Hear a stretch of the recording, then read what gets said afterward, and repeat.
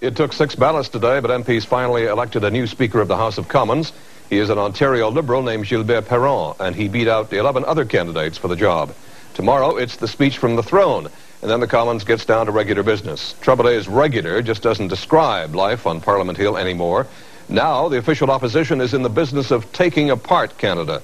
And while the common courtesies are still being observed, certain hostilities are simmering just beneath the surface.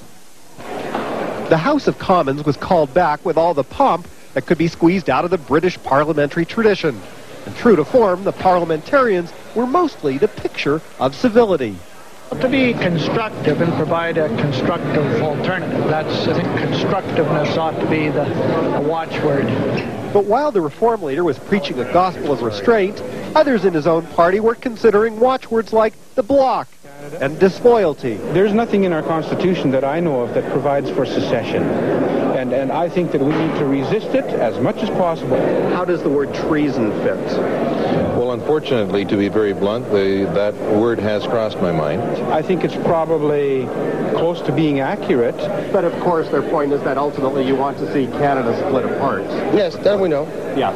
So some people may think that's close to being treasonable. That's their problem, not mine. Yeah. They should be swearing some allegiance to the country, to the people that elected them. Along with Ken, I agree that that's something that all members of Parliament should do. Swear allegiance to the country. Yes. Before they're allowed to sit. Yes.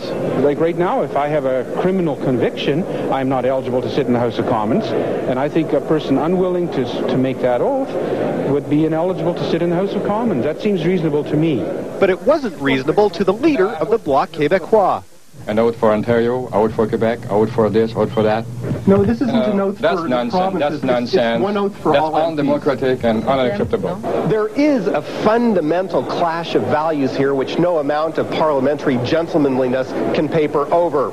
And that clash, of which we've seen just a small bit, is sure to become a constant theme of this House of Commons.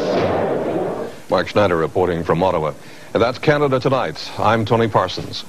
Good night.